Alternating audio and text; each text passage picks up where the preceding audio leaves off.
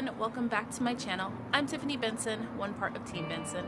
Today we are harvesting herbs because it is time to really start preserving them so that we have them later on in the year when it's too hot for them to grow.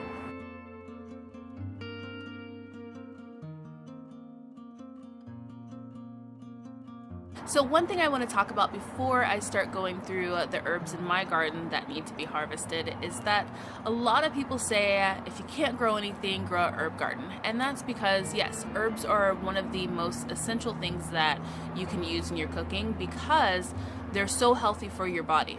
Even if you're not growing just like a medicinal garden and you're growing just regular herbs that you would use in your cooking still do a lot to help you maintain the overall health of your body.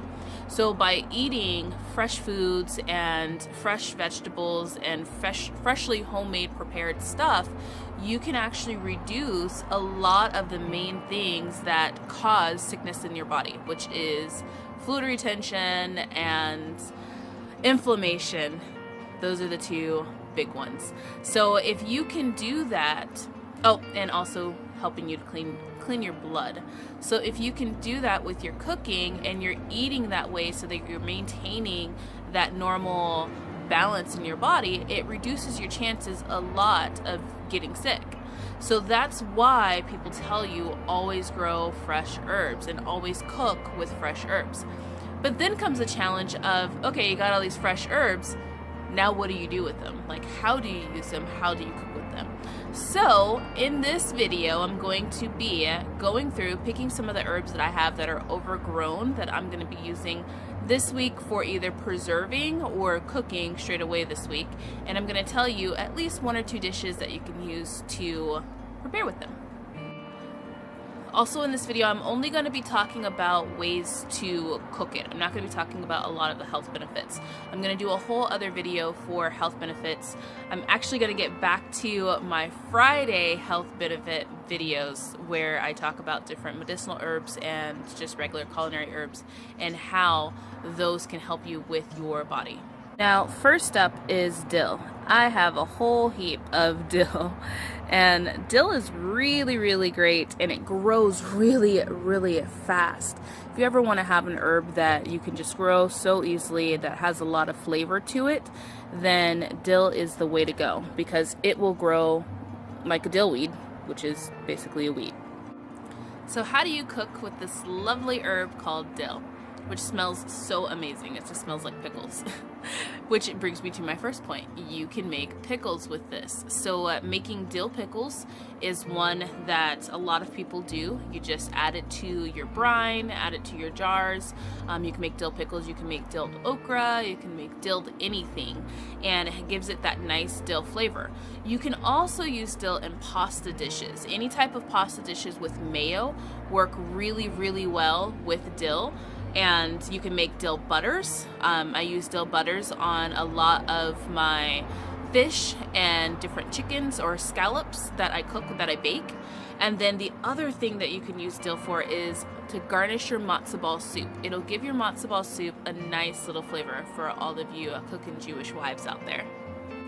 So now we're gonna go up to my herb bed. So I have a whole kitchen herb bed in my garden that is right next to the back door so that in the middle of me cooking I can just run out here, grab what I need, and then come back. So my herb bed is growing wild and crazy. Now I was like, oh my goodness, I'm gonna let all of my herbs just grow out so it could just be like this big green bed. And yeah, that's actually not my personality. My personality is to keep everything nice and trimmed and neat so that then I don't get white flies. So that's gonna be our major goal, is to keep everything all trim and neat. But just a rundown, and then I will start trimming these and telling you guys how I'm gonna use them for cooking.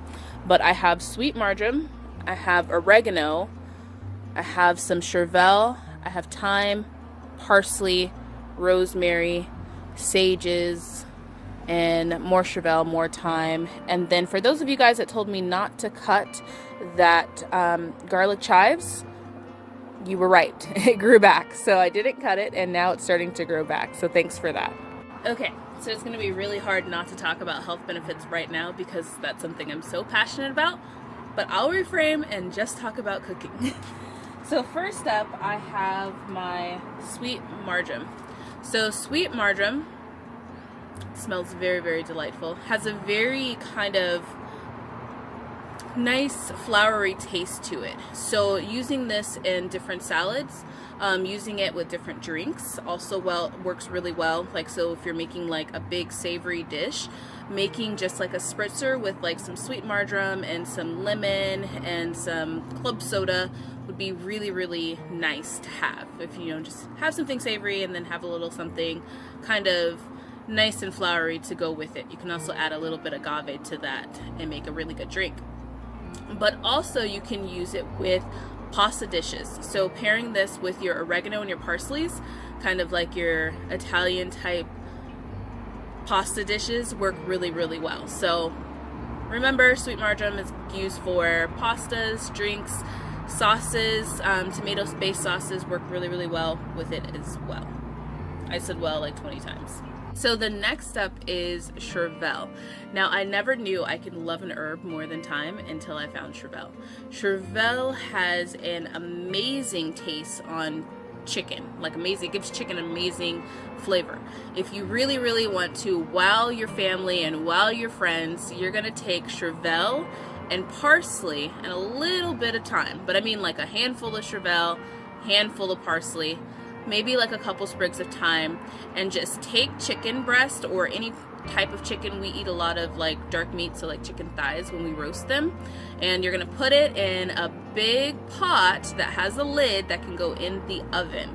Then you're just gonna take the chicken, salt and pepper the chicken, use some garlic, like garlic powder, or if you have roasted garlic, that is another great one, and then put the roasted garlic on there with the salt and pepper, pile of Chevelle, pile of parsley, couple sprigs of thyme, put a stick of butter, well, like not a whole stick, maybe like a fourth of a stick of butter, depending on how much chicken you're making, and then add some fresh lemons or some lemon cubes like we did in our lemon preserving video.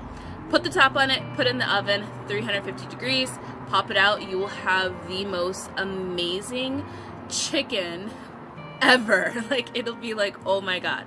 So a lot of the times what we do with that is we either eat the chicken just how it is as a main dish, or I bake a whole bunch of chicken, just chop up a whole chicken, bake it all together, have part of it as a dish and then part of it for different soups. So that just gives you a amazingly flavored chicken when it comes to your soups. So my favorite herb is thyme. Now, I grow lemon thyme and I grow English thyme and I grow Greek thyme. Now, thyme is like my Frank's Red Hot. Like, I put that on everything. It is really, really, really, really great. It can go in any dish, any time of day. One of the things I really, really love thyme for is to garnish my eggs. And so basically, after I'm cooking a dish with eggs, I let the eggs get almost done, and then I add just the fresh thyme in there. And it makes the most amazing eggs. It gives it such a nice, fresh flavor to it. And if you guys have followed my channel for a while, you know that I have made lemon butter chicken. Now, lemon butter chicken is amazing because it's kind of like a creamy sauce that you then put over rice, and it has artichokes and tomatoes and all different types of things in it. But one of the main ingredients in it is thyme. And the nice part is you just take a couple sprigs of thyme, throw it in your cast iron, and you let it boil, and you don't even have to peel it because the leaves will pop off. And so then you're left with all the nice little thyme leaves in your dish, and then you just pull the stems out. Next up we have is parsley. Now, I have two types of parsley in my garden. I have curly parsley and I have flat parsley. Now, parsley has become one of my new favorite things to cook with. One of the easiest things to do when I make a steak is to salt and pepper my steak, get a big cast iron skillet, throw like a half a stick of butter in there, throw a bunch of parsley and then also some rosemary into it, and then just put the salt and peppered steak on top and then let it cook, sear on both sides, and then pop it into the oven.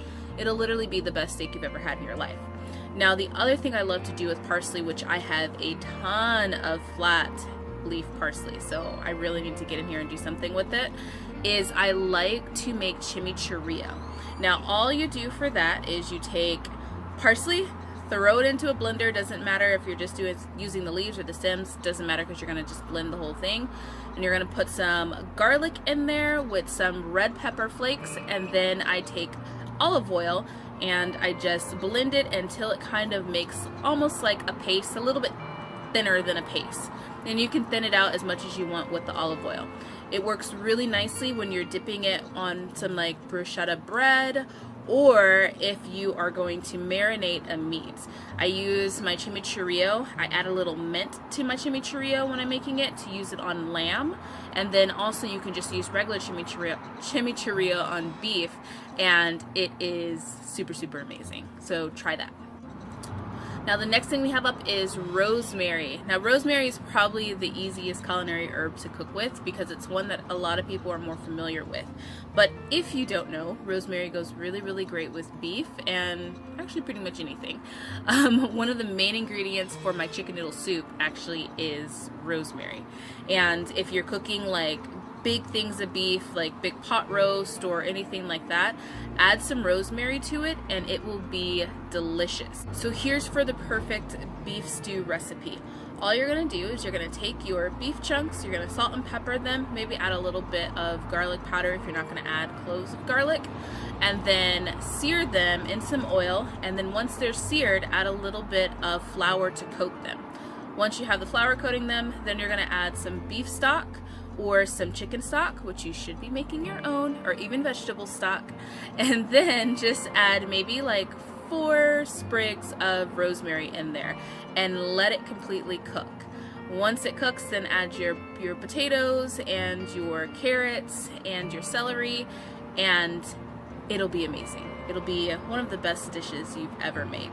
Next up is sage. Now when we talk about health benefits, this is going to be my go-to because sage is a very, very cleansing herb.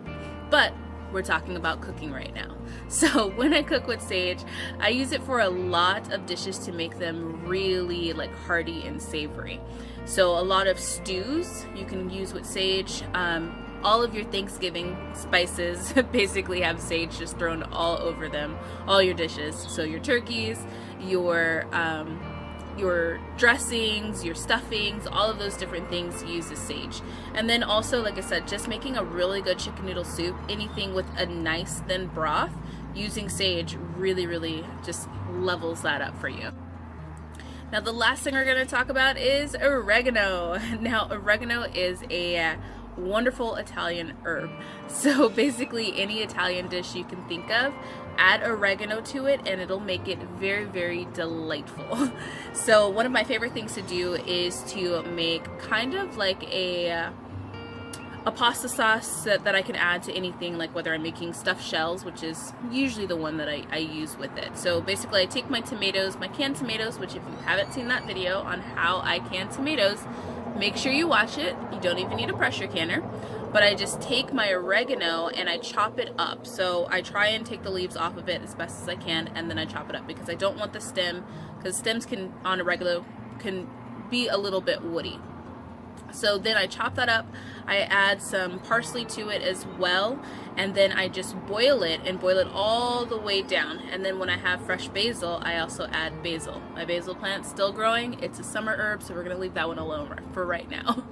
So I take that, boil it completely down, and then I add it as a base to my big baking dish, and then I stuff shells. So I use ricotta cheese, scallops a lot of the time, and just different types of cheeses that I have on hand. Parmesan works really well, mozzarella works really well, always have ricotta in there. And then I put those down there, and then I put the sauce on top again and bake it in the oven with a little bit more cheese on top, and it makes delicious, delicious stuffed shells. So that's what I love to do with oregano. Alright guys, so now I have the most amazing bucket smelling of herbs, and I am going to go and actually freeze all of these but the sweet marjoram. And if you guys stay tuned for my medicinal medicine video on how you can also use culinary herbs as medicinal medicines, then you'll know why I am going to dry the sweet marjoram. But everything else is going to get washed and popped into the freezer, so then that way I can just pull it out and throw it on whatever dish that I'm going to be using it for. So I hope this video gives you guys some ideas on how to use your fresh herbs, because it is so very, very important that you are adding these little nutrients, vitamin, mineral pack things into your everyday diet. So until next time, grow yourselves a garden, because even a small space can provide you with tons of food. Bye guys.